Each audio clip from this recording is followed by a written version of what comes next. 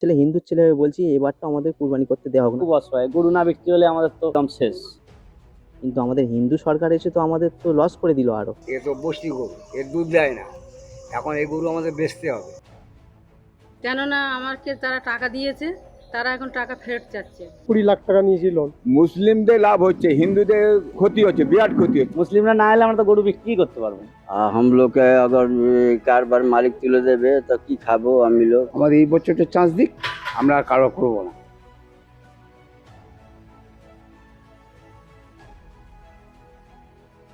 27শে মে ঈদুল আজহা, আর তার আগে সরকারের একটি নির্দেশিকাকে ঘিরে তৈরি হয়েছে সংশয় হিন্দু মুসলিম উভয় সম্প্রদায়ের মধ্যেই।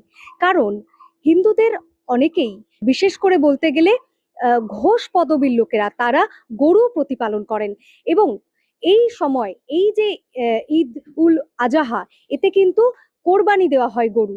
সেই সময় ঘোষেরদের কাছ থেকে গরু কিনে নিয়ে যায় মুসলিমরা। কিন্তু এই যে নির্দেশিকা, 1950 সালের আইন, West Bengal animal slaughter control act, এই অ্যাক্ট অনুযায়ী গো হত্যা রুখতে তা কিন্তু কড়া পদক্ষেপ নিচ্ছে এবার প্রশাসন, যে কারণে সমস্যায় পড়ছে এই সমস্ত গরু ব্যবসায়ীরা। গরু ব্যবসায়ীদের সঙ্গে কথা বলবো, তারা ঠিক কি সমস্যা ফেস করছেন। আমাদের এখানে সমস্যা বলতে আমাদের এখানে এবারে চালু করে দিয়েছে প্রশাসন থেকে যে কুরবানি বন্ধ করতে হবে। কিন্তু কুরবানি বন্ধ করলে আমরা যাব কোথায়? আমাদের হয় রাস্তায় নামতে হবে, নাহলে গলায় দড়ি দিয়ে, নাহলে বিষ খেতে হবে। তাছাড়া তো আমাদের উপায় নেই, কারণ না বাজারে তো অনেক প্রচুর টাকা দেনা হয়ে গেছে। আমরা 1 বছর ধরে গরুগুলোকে খাইয়ে আসছি, এখন জানি ঈদের সময় বিক্রি হয়ে যাবে, টাকাটা নিয়ে আবার লোককে দিয়ে দেবো, আবার নতুন করে ব্যবসা করব। কিন্তু এমনই সরকার এলো, এমন হঠাৎ করে 10 দিনের মধ্যে বলে দিচ্ছে কি কুরবানি হবে না, গোহত্যা বন্ধ। কিন্তু এতে তো আলটিমেটলি আমাদেরই ক্ষতি হচ্ছে, মুসলিমদের তো কোনো ক্ষতি হচ্ছে না। তানারা বলছে কি আমরা গরু কুরবানি করবো না, আমরা ছাগল কুরবানি করব, দেখি হিন্দুরা কি করতে পারে। কিন্তু আমাদের হিন্দু সরকার এসে তো আমাদের তো লস করে দিল আরো। আমরা যাতে চেয়েছিলাম যে হিন্দু সরকার আসুক, আমরা ভালোভাবে বুক ফুলিয়ে বাঁচতে পারবো, কিন্তু এতে তো আমাদেরই ক্ষতি হয়ে গেল। আর এই যে আপনি অভিযোগটাও প্রকাশ্যে করতে পারছেন না, হুম। আমি ক্যামেরায় আপনাকে দেখাতে পারছি না, কেন? এই ভয়ের পরিবেশটা কেন? ভয়ের পরিবেশ বলতে আমাদের এখানে সন্ধ্যা হলে প্রশাসন থেকে লোক আসছে, শুধু প্রশাসন বলে না, কেন্দ্র বাহিনী থেকেও চলে আসছে লোক। কেউ কিছু বললে তাকে তুলে নিয়ে যাচ্ছে, বা প্রত্যেক ঘরে ঘরে ঢুকে গরু গুনে নিয়ে যাচ্ছে, ছবি করে নিয়ে যাচ্ছে, বলে যাচ্ছে গরু বিক্রি বন্ধ। তা আমরা এখন কি করতে পারি? আমাদের ভুসির দোকানের দেনা, ব্যাংকে সব জমি জায়গার কাগজ দিয়ে লোন নেওয়া আছে, গয়না বন্ধক দেওয়া আছে, আমাদের ছোট ছোট বাচ্চা আছে, মা বাবা আছে, বয়স্ক হয়ে গেছে, তারা কি করতে পারি? কত টাকার ঋণ রয়েছে আপনার? আমার এখানে 30 লাখ টাকার ব্যবসা আছে, অন্তত 24 থেকে 25 লাখ টাকা লোকের কাছ থেকে নেওয়া আছে, ব্যাংক সমেত সুদ। খুব অসহায়, একদম আমরা খুব অসহায়। গরু না বিক্রি হলে আমাদের তো পুরো সব একদম শেষ। আমাদের ভুসির দোকানে ভুসি দিচ্ছে না, গরু যদি না বিক্রি হয় আমরা একদম পুরো ব্যাংক, অনেক কিছু আমাদের দেনা দুনিয়া আছে। এই গরু নিয়ে সবকিছু আমাদের। এইটা যদি আমাদের যদি চাই এবার এ সালটা কুরবানিটা হয়ে যাক, তারপরে আমাদের যদি বলে দেয় যে গরুর কারবার বন্ধ, তাহলে আমাদের খুবই ভালো, খুবই ভালো। আমরা এই সালটা অন্তর আমাদের, আমরা এই এখন এই গরুগুলো আমরা এখন কি করব? আমরা তো খুব অসহায়, এত আমরা তো দেনায় একদম কত জড়িত। টাকার দেনা তাও? ধরো 13 লাখ টাকা মতন দেনা আছে। কি করবেন তাহলে ভাবছেন? কি ব্যবসা কি বন্ধ করে দিতে হবে মনে হচ্ছে? যে ব্যবসা তো না হলে ব্যবসা তো করতে পারবো না কিছু। গরু যদি না বিক্রি হয় তাহলে পুরো ব্যবসা বন্ধ। এ কি করবে? এ তো আমরা খাওয়া দিতে পারবো না। এ তো সকাল হলে একটা গরুর পিছনে 300 সাড়ে 300 টাকার উপর খরচা। এ তো বস্তি গরু, এর দুধ দেয় না। এখন এই গরু আমাদের বেচতে হবে, না বেচলে কোনো উপায় নেই। বসি আর কতদিন খাওয়াবো? এখন যা বিক্রি করেছি সে বলছে আমরা গরু নেব না, টাকা ফেরত দাও। যা টাকা বায়না দিয়েছে আমরা তাতে খরচা করে ফেলেছি। এখন তার টাকা দেবো কোথা থেকে, আর এই গরু কী করে রাখবো আমরা? আমাদের এই হচ্ছে সমস্যা।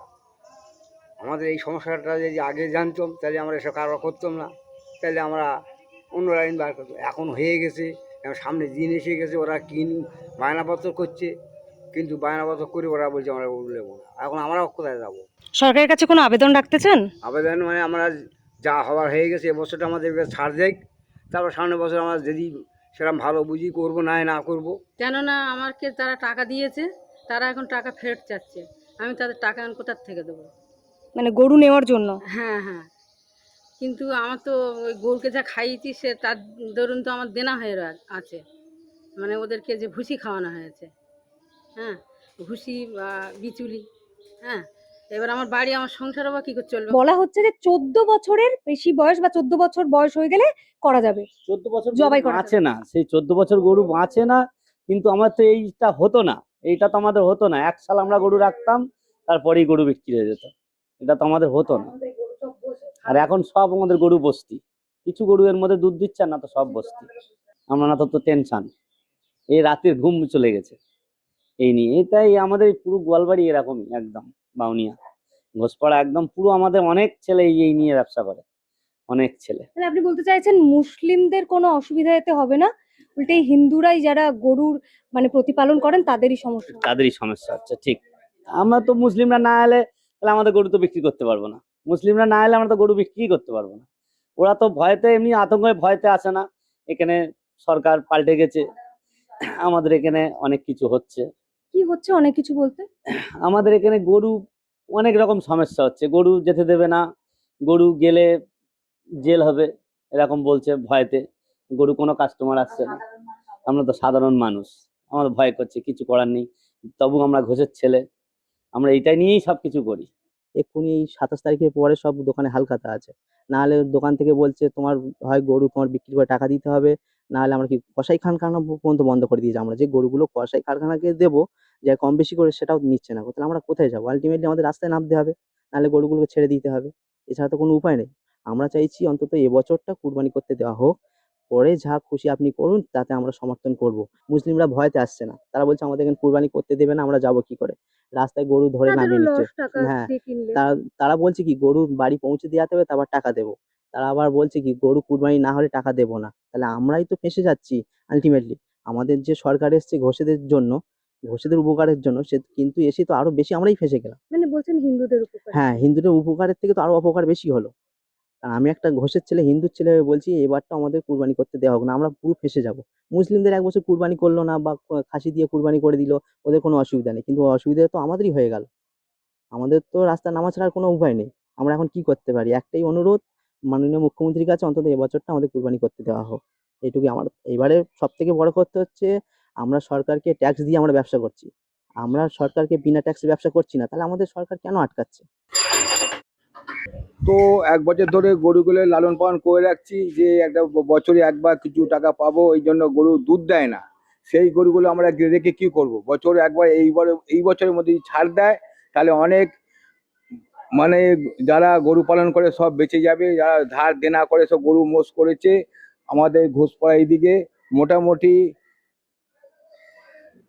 100 ঘর হবে, তার মধ্যে সব কান্নাকাটি করছে, সুদ ধার দেনা করে এইসব গরু কারবার করেছি। এখন যদি গরু বিক্রি না হয়, তারা কোথায় যাবে?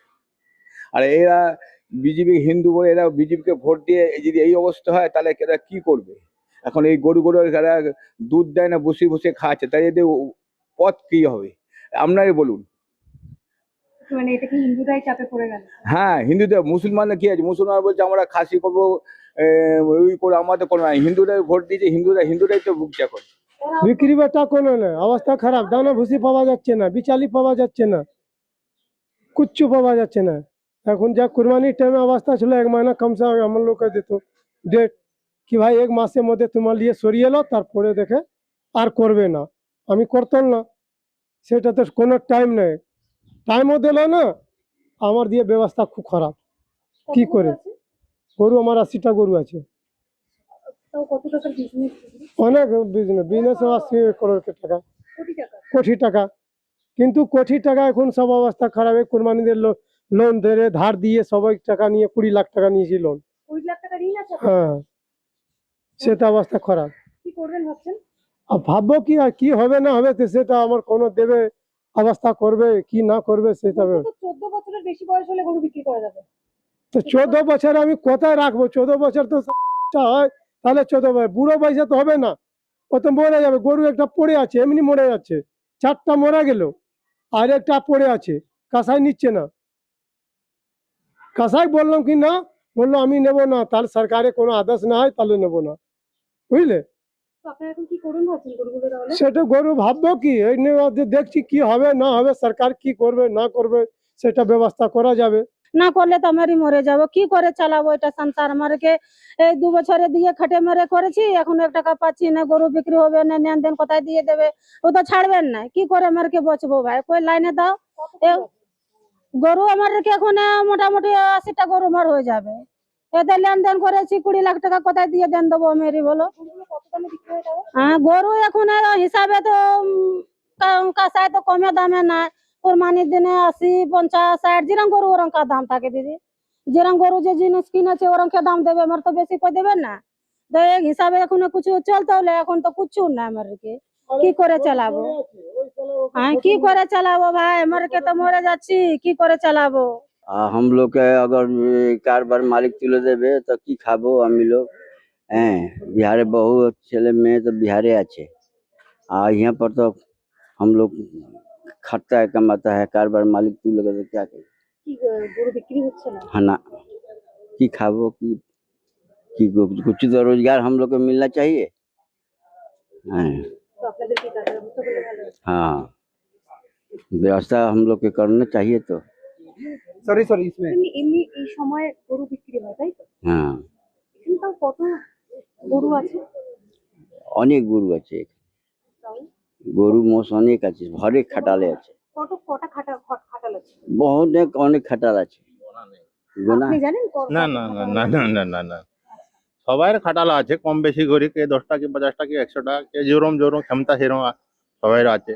নাম আমরা এখানে অনেক করে গরু আছে। অনেক গরু মোষ সব আছে। নাম আর এই সময় বিক্রি হয়? এই সময় কুরবানিটার টাইমে সবাই আশা থাকে 2 পয়সা, গরিব লোক 2 পয়সা কমায়, মহাজনের খাটা কে টাকা শুধু নিয়ে আসে গরু বাঁধে। এ তো পুঁজি নেই, কার কাছে পুঁজি আছে সে তার নিজে খাটালা আছে, নিজে সংস্থা চালাচ্ছে, যে আর পুঁজি নেই সে শুধু নিয়ে আসে পুঁজি, এইভাবে চলায়। তো আপনার কোথায় বাড়ি? আমার উড়িষ্যা। আমাদেরকে তো পুঁজি কিছু নাই, টাকা নাই, এই করে 500 টাকা পাচ্ছিলাম, খাচ্ছিল। আর তাহলে এরা ব্যবসা তুলে দেবে, তাহলে কি করব? সরকারের কাছে কোনো আবেদন রাখছেন? হ্যাঁ, সরকারের কাছে? সরকারের কাছে কি করব আমরা? সরকারকে কি আমি চিনি যে কোথা থাকে? আপনার কোথায় বাড়ি? আমরা বিহারে থাকি। এখানে কাজের জন্য এসে হ্যাঁ, সবাই আমার ছেলে মেয়ে বউ মা সবাই বিহারে আছে। কাজ বন্ধ হয়ে যাবে মনে হচ্ছে। হ্যাঁ, তো বন্ধ হয়ে যাবে না তো কি হবে? বিক্রি তো হচ্ছে না, মালিক তুলে দেবে। এটা মুসলিমদের লাভ হচ্ছে, হিন্দুদের খুব ক্ষতি হচ্ছে, বিরাট ক্ষতি হচ্ছে। এর মধ্যে আর কিছু বলার নেই। সব ধার দেনা করে বছরে একটা দিনের জন্য ওয়েট করে রাখে যে আমরা ওই টাকা শোধ করে পরিশোধ করে আমাদের কিছু বাল বাচ্চা আছে সব মানুষ করবে, তা কিন্তু যা অবস্থা হচ্ছে খুবই শোচনীয় অবস্থা। আপনারা কি খাটাল? হ্যাঁ, খাটা আমাদের খাটা সবাই। কত এই যে গরু আছে এখানে?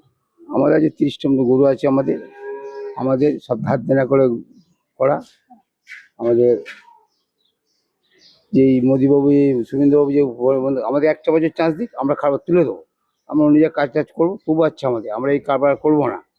যখন গোবার্তা বন্ধ হয়ে যাচ্ছে আমরা তুলে দেবো, আমাদের এই বছরটা চান্স দিক কুরবানি অবধি, এরপর আমরা খাবার তুলে দেবো, আমরা আর কারবার করবো না। আর বিকল্প সরকার বলে আমাদের চাকরি দিক, বিকল্প করে দিক আমাদের, তাহলে আমরা খাবার ছেড়ে দেবো।